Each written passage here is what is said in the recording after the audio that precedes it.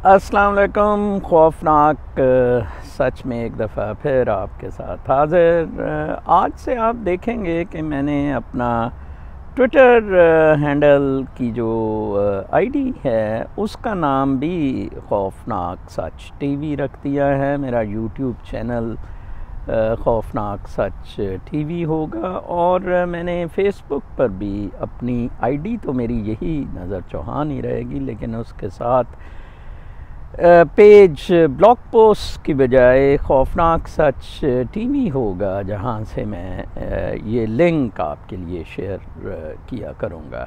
ज़रा मुझे अब महसूस ये हो रहा है कि मेरी फ्यूचर में जितनी भी कम्युनिटी के लिए या इंसानों के लिए अपने कुछ दोस्तों के लिए प्रेजेंटेशंस होंगी वो सारी गालिबन अब वीडियो ही हुआ करेंगी, टीवी ही हुआ करेगा।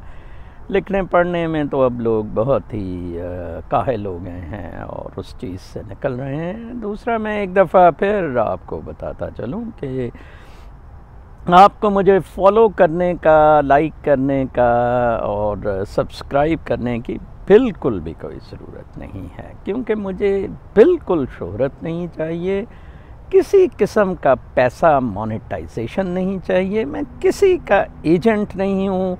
हाँ, अपने एक तर्ज से मैं सच को एक्सप्लेन करने की कोशिश करूँगा।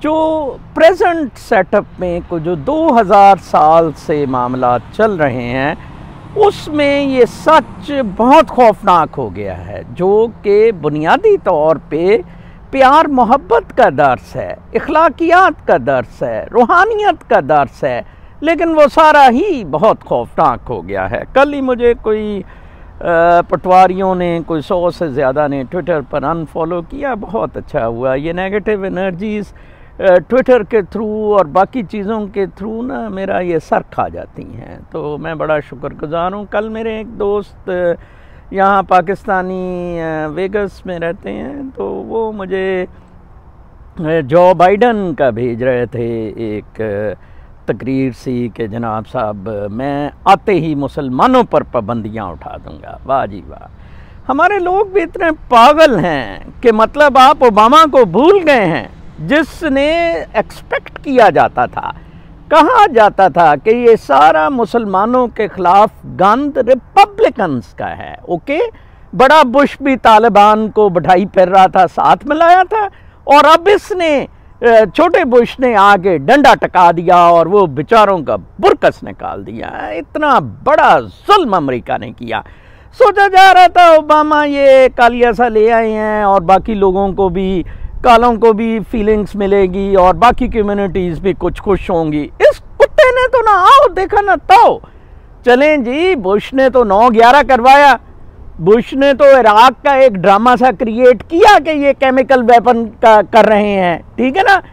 इसने बगैर ही उसके लिबिया पे चढ़ाई करा दी, सीरिया पे चढ़ाई करा दी, इराक को मजीद आग में धंस दिया। हम पागल हैं, पागल। हम मुस्लिम ब्लॉक टोटली क्रैक हैं, क्रैकपॉट्स हैं हम।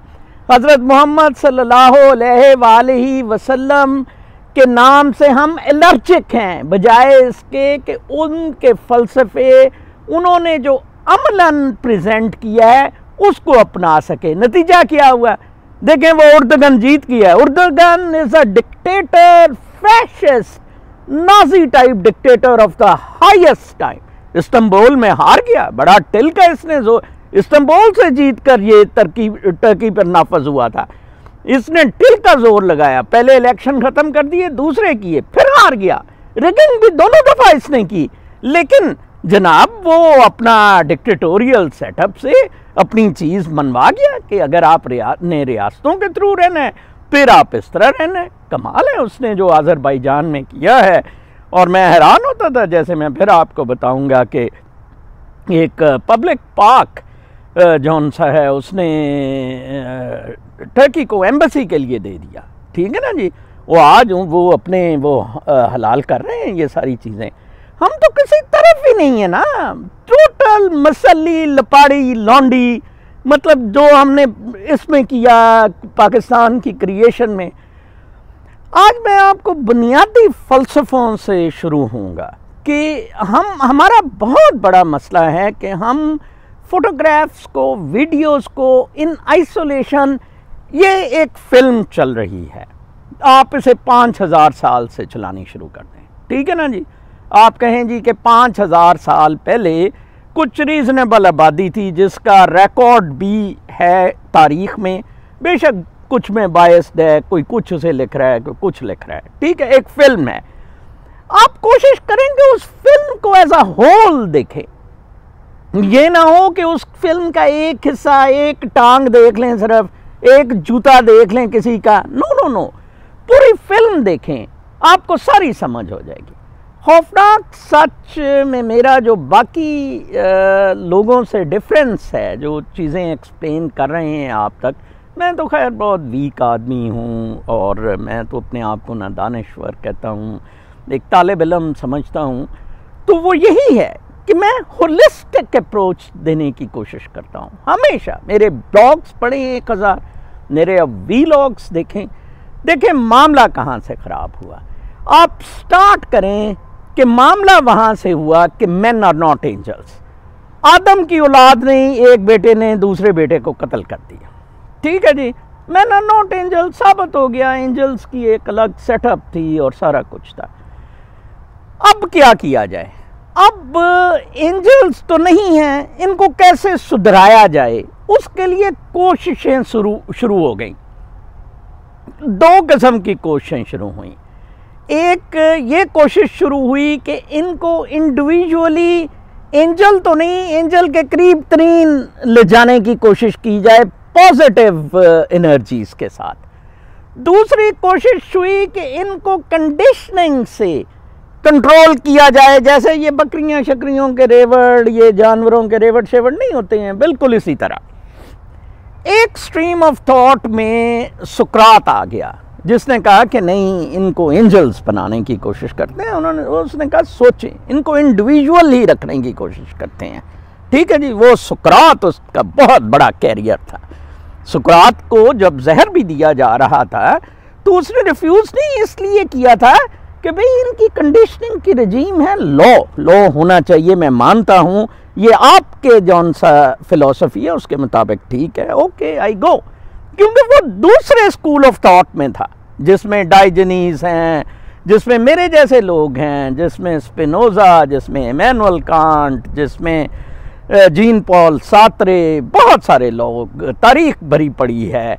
इवन हज़रत मोहम्मद सल्लल्लाहु अलैहि वसल्लम ने किसी हद तक उस स्ट्रीम में भी कोशिश की थ्रू मॉरल कोड कि इंसान कैसे बेटर हो सकता है, लेकिन उन्होंने ज़्यादा दूसरी स्ट्रीम जो रियासत के थ्रू या कंट्रोल के थ्रू थी उसमें ऑपरेट किया। दूसरी स्ट्रीम ये थी कि जनाब साहब इनको ना कंट्रोल किया जाए, इकट्ठे करके तो हर्ड की तरह ना इन पे फिर आइन कंट्रोल्स मुसल्लत किए जाएं।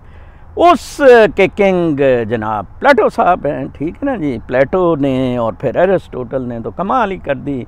उन्होंने कहा जी जिस हद तक जाया जाए अपना सच मनवाया जाए और एक रियासत की शक्ल दी जाए। ग्रीक सिटी स्टेट्स बनी, ठीक है ना जी। एरिस्टोटल उसी का शागिर्द था, उसको दुनिया पे चढ़ा दिया। अलेक्जेंड्रिया की लाइब्रेरी तबाह बर्बाद कर दी। इधर जैसे मैंने कहा राजा पोरस ने उसके दांत तोड़ने की कोशिश की, बेचारे ने अपने सही एक बेहतरीन इंडस वैली सिविलाइजेशन को तबाह बर्बाद करके रख दिया। 5000 साल पुरानी इंडस वैली सिविलाइजेशन।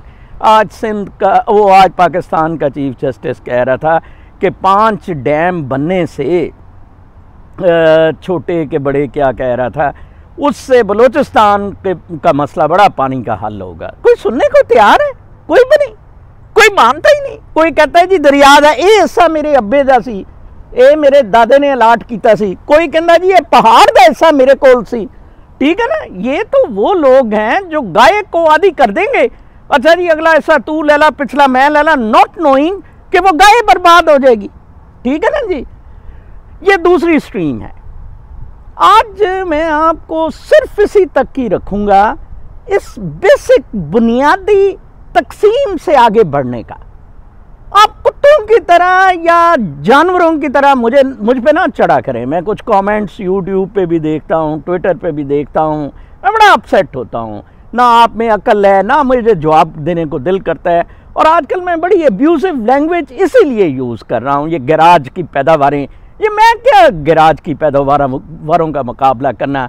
ये संगल बनाने वाले ये आपको बता रहे हैं कि आइन क्या होता है, जमहूरियत क्या होती है। डल्ले, इन लोगों ने तो फौज हम पर मुसल्लत करवाई, इन कुत्तों ने पहले गैराज पे मुसल्लत कराई और फिर अब इधर चढ़ गए।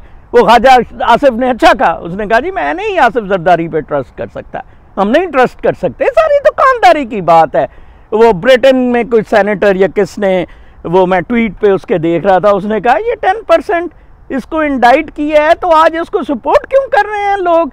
ये तो वही 10% है, इसको अभी तक अंदर नहीं किया। ठीक है ना जी, अंदर किसने करना था? वो तो जनाब साहब, वो जब मुशर्रफ ने एनआरओ दिया, वो हसन वसीम अफजल ने जितने बक्से वो स्विट्जरलैंड में थे पड़े, वो मजिस्ट्रेट की कोर्ट वहां बाकायदा दाखिल किया कि हम केस वापस ले रहे हैं। मजिस्ट्रेट ने कहा कि ऐसा नहीं हो सकता, अब आप केस वापस नहीं ले सकते। वो सारे बक्से इन हरामजादों ने एयरलिफ्ट किए और पाकिस्तान के हाई कमीशन बरतानिया लंदन में वाजिद शमसुल हसन के घर जाके फेंक दिए। और उसने कहा जाता है, कोई कहता है जला दिए, कोई कहता है, ये इनकी ईमानदारी है। आते हैं again back to the topic. दो चीजें हैं, man are not angels, okay, what to do then. First way कि उनको एंजल बनाने की कोशिश करें, विच आई सेड सोक्रेटिस, मेरे जैसे लोग, स्पिनोजा, ठीक है ना जी, बहुत सारे रूहानी लोग, उन्होंने वो कोशिश में लगे रहे, करते रहे और अपने अमल के साथ उन्होंने किया। ठीक है ना, जैसे मैं आपको कहता हूँ don't subscribe me, don't follow me, okay, have your own life, have your own individual life, have your own dance. बाबा, इस डांस का हर कोई खुद कोरियोग्राफर है। इस डांस का कितना मजेदार ये रूहानी रक्स है। रब ताला ने, क्रिएटर ने आप ही को कोरियोग्राफर भी बना दिया। क्यों? क्योंकि आप ना बीइंग है, आप ना क्रीचर हैं, आप वो फील्ड हैं जिसमें ये रक्स हो रहा है, जिसमें ये रक्स 5000 साल से हो रहा है। क्या खूबसूरत रक्स है। मुझे तो इसका मज़ा अमेरिका आके आया, पाकिस्तान में तो कोई जीने ही नहीं दे रहा था। मैं तो पुरता होता था कि मेरे बाप, मेरे वालिदैन ने इतनी कुर्बानियाँ, तकलीफ़ें इस मुल्क के लिए इसलिए की थी कि इधर हम आके आपस में एक दूसरे के गिरेबान खींचते फिरें। बेशर्मी की इंतहा है। ये कहते हैं ना, वो बाइडन ने कहा है मैं मुसलमानों पर बड़ी मेहरबानियाँ करूँगा, खोल दूंगा। और मुसलमान तो अनएम्प्लॉयमेंट अलाउंस लेते फिर रहे हैं। मुसलमानों ने जितना अमेरिका को थुक लगाया है, शायद ही किसी ने थुक लगाया, वहाँ हिंदू भी, इंडियंस भी थुक लगा रहे हैं। तो वो इसी से खुशी कर रहे हैं, डांस करी जा रहे हैं। वो गोरों ने जन्नत बना के दे दी है जी आपको डांस करने के लिए।